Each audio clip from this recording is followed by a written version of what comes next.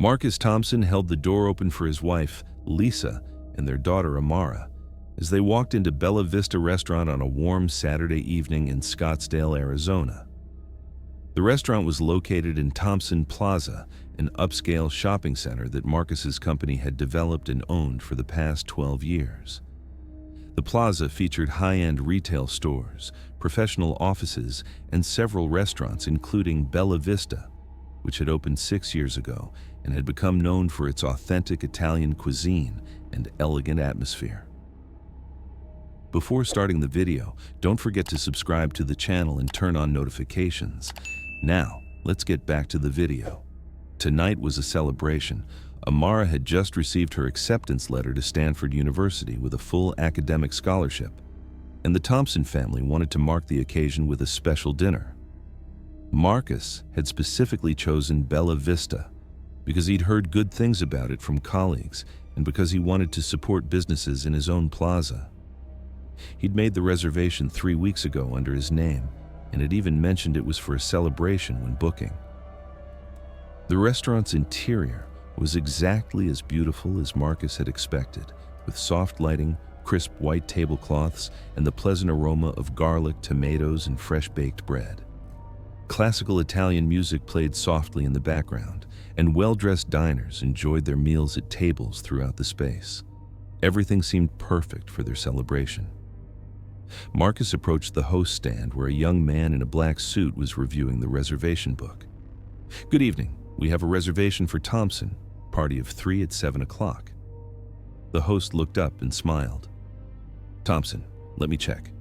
He scanned the book, then looked up with a slightly confused expression. "I'm showing a reservation for Thompson, but it's marked as canceled. Did someone from your party call to cancel?" "No, we definitely didn't cancel." Marcus kept his tone friendly. "I made this reservation 3 weeks ago and confirmed it 2 days ago when I received your automatic reminder email. There must be a mistake in your system. Let me get the manager." The host stepped away and returned a moment later with a man in his late 40s wearing an expensive suit. The man had an air of ownership about him, and Marcus recognized the look of someone who ran their own business. "Good evening. I'm Vincent Romano, owner of Bella Vista." The man's smile was professional, but didn't quite reach his eyes as he took in Marcus, Lisa, and Amara. "I understand there's some confusion about a reservation." "Yes," Marcus replied. "We have a reservation for 7 o'clock under Thompson. Your host says it shows as canceled, but we never canceled it." Vincent looked at the reservation book and frowned. "I see the issue. Sometimes our system has glitches that mark reservations as canceled when there's a credit card verification problem. Unfortunately, we're completely booked tonight and all our tables are occupied or reserved. I apologize for the inconvenience." "That doesn't make sense." Marcus pulled out his phone and showed Vincent the confirmation email. "I have the confirmation right here with a reservation number. And if there was a credit card problem, why wouldn't someone from your restaurant have called me?" Vincent barely glanced at the phone. "Sir, I understand you're disappointed. But as I said, we're fully booked. There's an excellent chain restaurant about 2 miles down the road that does walk-ins. I'm sure they can accommodate your family." "We don't want a chain restaurant," Lisa spoke up, her voice calm but firm. "We made a reservation specifically for tonight because we're celebrating our daughter's acceptance to Stanford. We planned this 3 weeks in advance. Congratulations to your daughter." Vincent's tone was perfunctory. "But I still can't seat you if we don't have a table available. Perhaps you could make a reservation for another evening?" Marcus looked around the restaurant. He could see at least 3 empty tables from where he stood. "Mr. Romano, I can see empty tables right now. Surely one of those could accommodate us." Vincent's expression hardened slightly. "Those tables are reserved for guests who are arriving later this evening. We run a very exclusive establishment here, and we need to manage our seating carefully to ensure the right atmosphere for our clientele." "The right atmosphere for your clientele." Marcus repeated the words slowly. "What exactly does that mean?" "It means we cater to a specific type of diner who expects a certain level of sophistication and elegance. Vincent's voice had taken on an edge now. Our menu is quite expensive and our wine list is extensive. We've built our reputation on providing an upscale experience, and we're very selective about maintaining that standard. Amara, who had been quiet until now, looked at her father with confusion. "Dad, what's he saying? Are we not allowed to eat here?" "Sweetheart, give me a moment." Marcus turned back to Vincent, his voice dropping lower. "Mr. Romano, I'm going to give you one opportunity to clarify what you just said. Are you refusing to seat my family because you don't think we meet your standards? And if so, what standards are those exactly?" Vincent crossed his arms. "Sir, I've been in the restaurant business for 30 years. I know my customers and I know what works for my establishment. I'm simply suggesting that you and your family might be more comfortable somewhere else, somewhere more casual where you don't have to worry about whether you can afford the prices or whether you'll feel out of place among our regular diners." The host stand area had gone quiet. The young host looked deeply uncomfortable, and a server who'd been walking by had stopped to watch. Several nearby diners had turned their attention toward the confrontation. Marcus felt his jaw tighten, but he kept his composure. "We're not worried about prices, Mr. Romano. I assure you we can afford your menu. What I'm worried about is whether you're discriminating against my family based on how we look. That's a serious accusation."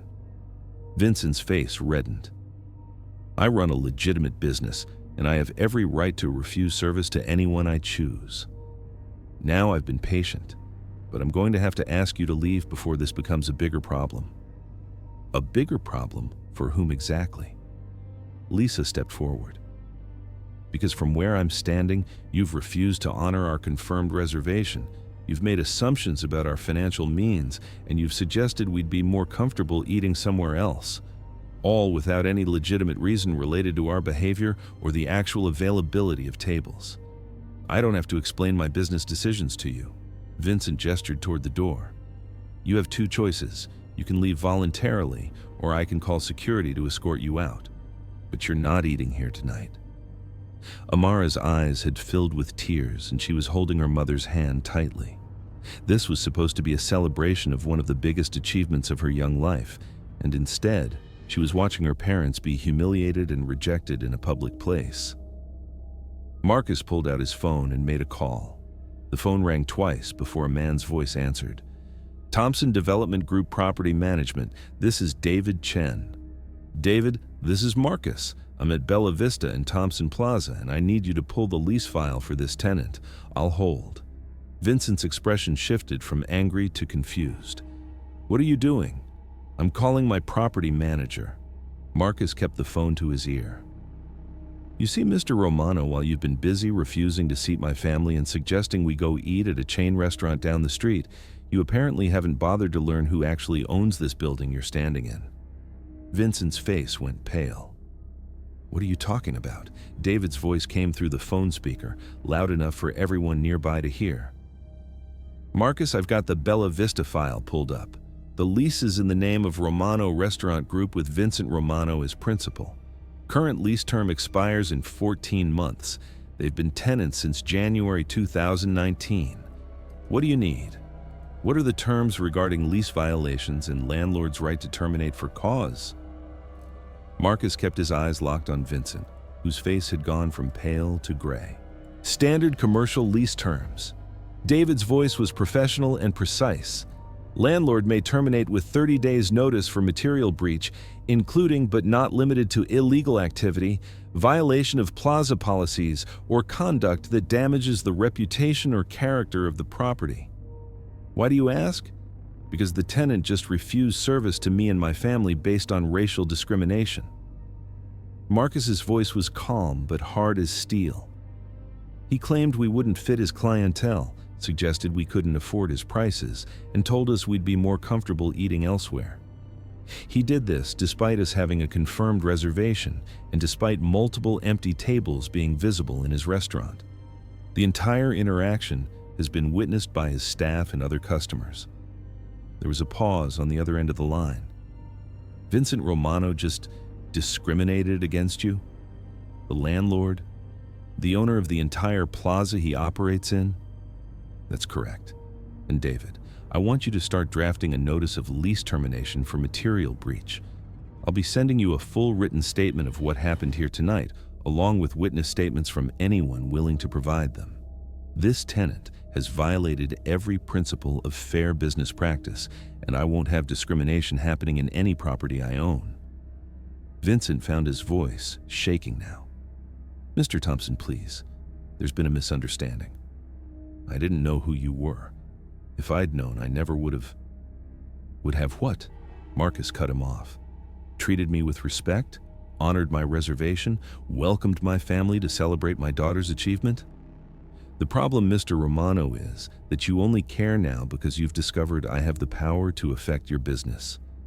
If I'd been just another black family trying to enjoy dinner, you'd have been perfectly content to send us away and you'd have felt completely justified in doing so. That's not true. Vincent was sweating now. I treat all my customers fairly. This was just a miscommunication about the reservation. Really? Marcus gestured to the reservation book. Show me where my reservation was marked as canceled and show me the documentation of the credit card problem you claimed caused it. Show me the record of your staff attempting to contact me about this supposed issue.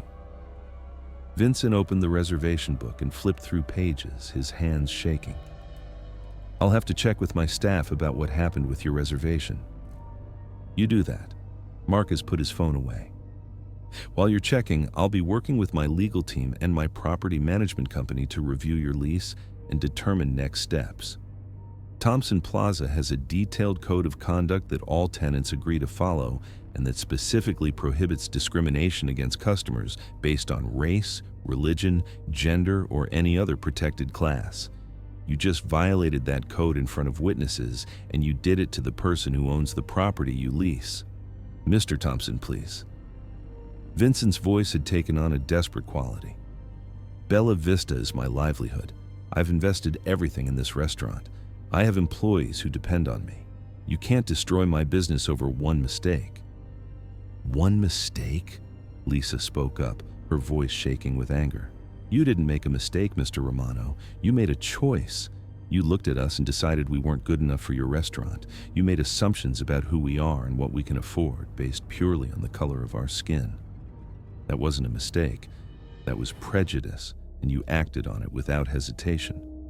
And now you're facing consequences. Marcus put his hand on Lisa's shoulder. Mr. Romano, you're going to receive formal notice from my property management company within 72 hours, outlining the lease violations and the termination process. You'll have an opportunity to respond through proper channels. But I'm telling you now that my decision is final. I won't have businesses that discriminate operating in my properties. The restaurant had gone almost completely silent now. Diners at nearby tables were staring openly, and several had their phones out recording. The staff stood frozen, unsure what to do. Vincent looked around desperately as if seeking support, but found none. What about my lease? Vincent's voice was barely a whisper. I have 14 months left on my term, which means you have 14 months of early termination penalties to pay according to the terms you signed. Marcus's voice was matter of fact. Your lease also required you to maintain appropriate insurance, including coverage for legal liability, which you're going to need when the discrimination complaints are filed. I'd suggest you contact your attorney immediately. This will ruin me. Vincent's eyes were red. I'll lose everything. You should have thought about that before you decided my family wasn't worthy of eating in your restaurant. Marcus took Lisa's hand and put his other arm around Amara.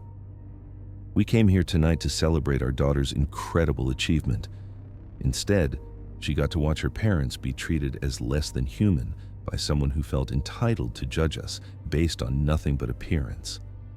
That's a lesson no child should have to learn, but unfortunately, it's a lesson black children in this country learn over and over again. He turned to leave, then paused. By the way, Mr. Romano, there are 4 other restaurants in Thompson Plaza, and we'll be celebrating Amara's Stanford acceptance at one of them tonight. I'm confident they'll be happy to have our business, and they'll treat us with the dignity and respect every customer deserves. I hope the small satisfaction you got from turning us away was worth losing your entire business." The Thompson family walked out of Bella Vista, and within 20 minutes they were seated at Salvatore's seafood house 3 doors down in the same plaza. The owner greeted them warmly, congratulated Amara on her Stanford acceptance, and personally ensured they had excellent service throughout their meal. The celebration they'd planned finally happened, though it was tinged with the sadness and anger of what had occurred earlier. Over the next 2 weeks, Marcus followed through on everything he'd promised. Thompson Development Group issued a formal notice of lease termination to Romano Restaurant Group, citing material breach of lease terms, specifically the Code of Conduct provision prohibiting customer discrimination. Marcus filed complaints with the Arizona Attorney General's Civil Rights Division and with local fair housing authorities. He provided the recording from his phone, where he documented portions of the interaction, along with written statements and video footage from other customers who'd witnessed the confrontation. The story made local news when a video recorded by another diner went viral on social media. The headline read, "Black commercial real estate CEO discriminated against at restaurant in his own plaza," and it was shared tens of thousands of times. The publicity was devastating for Vincent Romano. Within days, regular customers stopped coming to Bella Vista, and online reviews flooded in condemning the discrimination. Several of Vincent's longtime employees quit in protest after learning what had happened. Vincent attempted to fight the lease termination through legal channels, arguing that Marcus was retaliating against him unfairly. But the evidence was overwhelming, and his own lease contained clear provisions allowing termination for conduct violations. 3 months after that Saturday night, Bella Vista closed its doors permanently. Vincent filed for bankruptcy, and his restaurant equipment was sold at auction to pay off debts. Thompson Development Group announced a new tenant screening process that included explicit anti-discrimination training and regular compliance audits for all plaza businesses.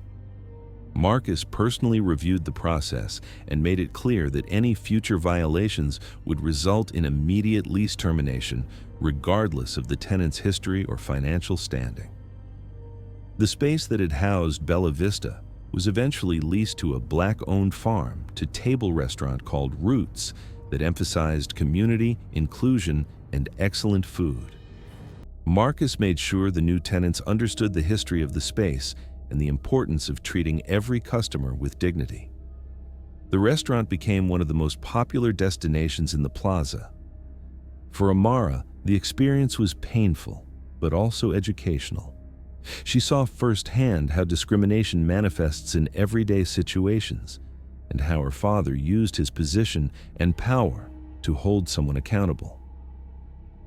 When she started at Stanford a few months later, she became active in civil rights organizations on campus and decided to study law with a focus on fair housing and business discrimination.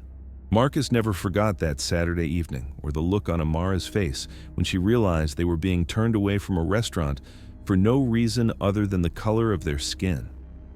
It reminded him why he'd worked so hard to build his business and accumulate wealth and power. Not just for personal success, but so he could protect his family and stand up to injustice when he encountered it.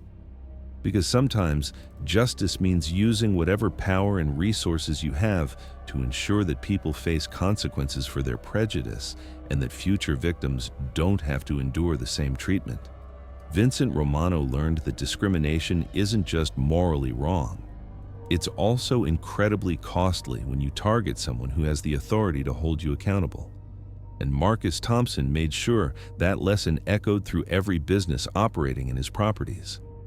Respect isn't optional, and dignity isn't negotiable, and anyone who doesn't understand that has no place benefiting from space he provides. That was a principle Marcus built his business on, and it was a principle he would never compromise, no matter how uncomfortable it made some people or how much it cost in lost revenue from tenants who didn't want to change. If this story moved, you share it, because discrimination in restaurants and public accommodations still happens every day to Black families who are simply trying to enjoy basic services. And the only way to end it is to hold businesses accountable when they allow prejudice to determine who gets served and who gets turned away, and to use whatever power we have to ensure justice isn't just a concept but a practiced reality. Thank you very much for listening. Please let us know what you think of this story in the comments. Don't forget to like the video and subscribe to the channel. Turn on notifications so you don't miss any other videos.